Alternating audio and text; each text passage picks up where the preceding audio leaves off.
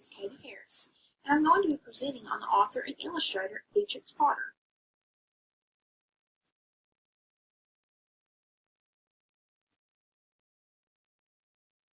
Helen Beatrix Potter was born on July 28, 1866 in London, England. Her parents, Rupert Potter, a non-practicing lawyer, and Helen Leach Potter, lived on their inheritance from the Lancashire cotton industry.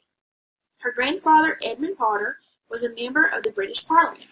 She and her younger brother, Walter Bertram, grew up with few friends outside their large extended family. She was educated at home by a succession of governesses and had little contact with other children.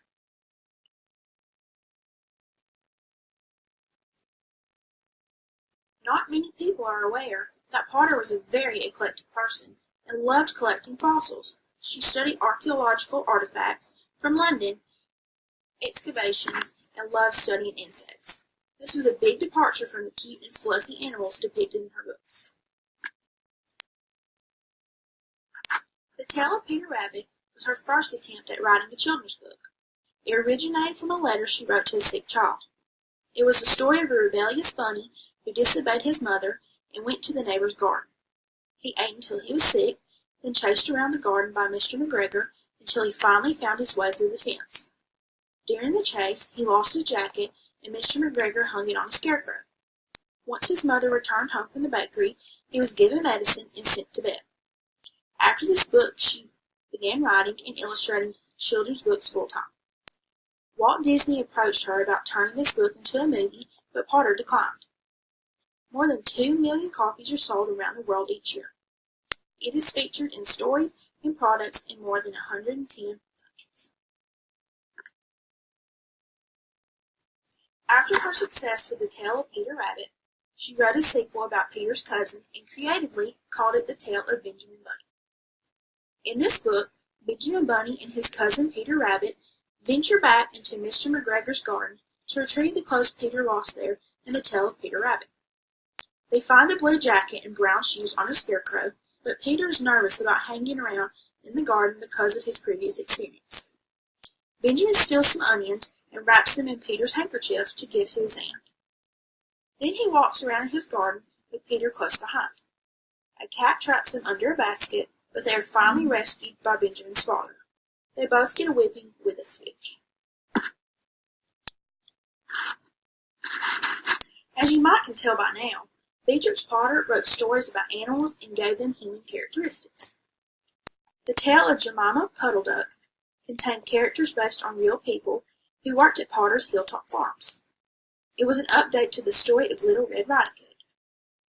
The story is about a duck called Jemima Puddle Duck who wants to hatch her own eggs, but the farmer's wife believes that hens can do it better. She tries to hide them, but they are always found and carried away. She leaves to try and find a safe place away from the farm to lay her eggs. She runs into a fox named Mr. Todd, who talks her into laying the eggs in his shed. Jemima lays her eggs, and the fox suggests a dinner party to mark the event. Before Mr. Todd is able to eat her, a farm collie and 2 foxhound puppies chase him away. Not until after he has eaten her eggs. But the collie escorts her back to the farm, where she lays more eggs and hatches 4 baby ducks. Unbelievably, she has never won any literary awards. She lived at a time when the system of book awards was not established as we know it today. She published her books at her own expense. Potter eventually published 24 children's books. She became financially independent of her parents and was able to buy a farm in the Lake District, which she extended with other purchases over time. In her 40s, she married a local solicitor, William Heath. She became a sheep breeder and farmer while continuing to write and illustrate children's books.